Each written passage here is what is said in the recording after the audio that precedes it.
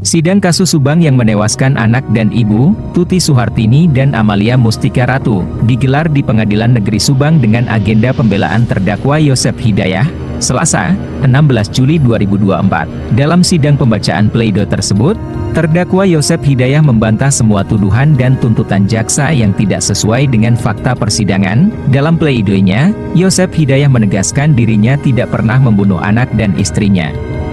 Dua juga menegaskan tidak pernah memerintah apapun kepada Danu dalam tragedi pembunuhan yang menimpa anak dan istrinya tersebut. Saya menolak semua tuduhan dari Danu dan seluruhnya. Saya anggap itu fitnah yang keji serta rekayasa yang dilakukan oleh penyidik. Pikir aja dengan logika mana ada seorang ayah tega membunuh anak dan istri, tegasnya. Saya tidak terima ditetapkan sebagai tersangka oleh pihak kepolisian Polda Jabar. Selama pemeriksaan saya banyak diintimidasi oleh penyidik. Imbuhnya, Yosep juga membantah keterangan saksi-saksi yang sebelumnya dihadirkan Jaksa Penuntut Umum, JPU, Kejari Subang. Saksi yang dihadirkan JPU semua keterangannya penuh rekayasa dan sengaja menyudutkan dan memfitnah saya, katanya. Melepas dengan adanya perbedaan pendapat dalam persidangan ini, akan tetapi semuanya adalah untuk menentukan sebuah kebenaran material. Setelah kami mempelajari dengan sesama surat tuntutan saudara jaksa penuntut umum yang dibacakan dalam persidangan pada 4 Juli 2024 yang lalu, maka perkenalkan kami Rohman Hidayat, SMA, Badan Sidik SMA, ini saudara Esa, Rijal Hidayati SMA, Erwin Meman Halawan SMA, yaitu Marulani SH, Asep Rohman SH, Ditawat SH, Suhendra SH, dan Jenderal Subyata SH, semuanya advokat dan penasihat hukum pada kata hukum Rohman Hidayat Fadlan yang berdudukan di Grand Hotel di Bandung. Selaku kuasa hukum terdakwa berdasarkan surat kuasa khusus nomor 015 KHP SK garis-miring 01-3 2024 tanggal 25 Maret 2024. Sebelum kami menyampaikan substansi dari nota pembelaan ini, kami penasihat hukum terlebih dahulu menyampaikan sebuah refleksi mengenai teori dogmatik hukum yang kiranya telah kita pahami bersama pada saat menempuh kuliah dahulu. Hukum merupakan peralatan sosial yang hidup di masyarakat guna mengontrol kehidupan di tengah-tengah masyarakat atau sosial kontrol. Hukum mempunyai peranan untuk menciptakan kedamaian, dan kedamaian itu merupakan konsep yang menjamin keselarasan antara kehakiman yang bersifat lahiriah dan ketentraman yang bersifat batiniah.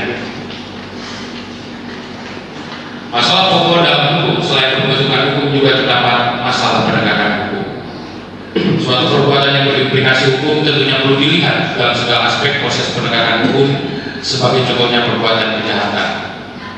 Mengutip pendapat Profesor Dr. S. Sufani SH sebagai antitesis dari pendapat Mendelssohn dalam bukunya Kriminologi mengatakan bahwa perbuatan kejahatan selalu merupakan hubungan dalam orang lain, terutama korban. Hal ini disebut sebagai kriminologi hubungan-hubungan. Dalam etiologi kriminal, maka bukan saja ciri-ciri pelaku yang dipelajari, akan tetapi juga ciri-ciri korban.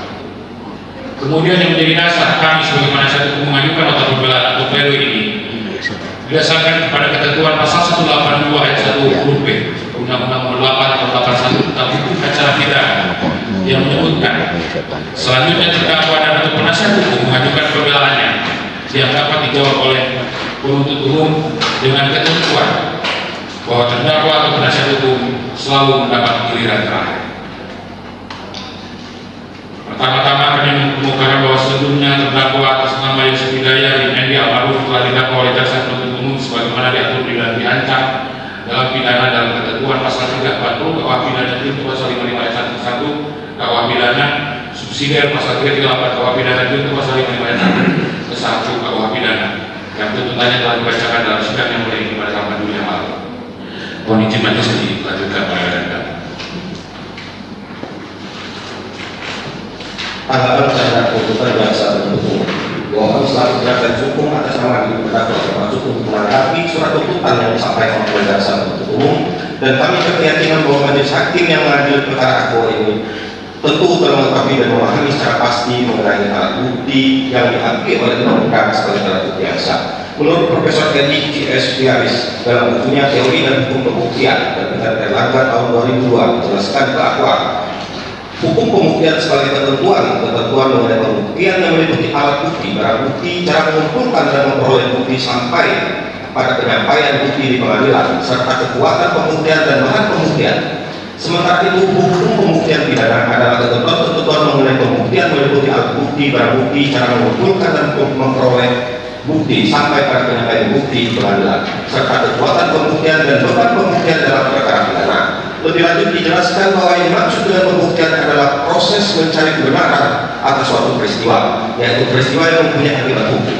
Dalam konteks hukum pidana, pembuktian merupakan inti persidangan perkara pidana, karena yang dicari dalam hukum pidana adalah kebenaran materi. Kendati pun demikian, pembuktian dalam perkara pidana sudah dimulai sejak tahap penyelidikan.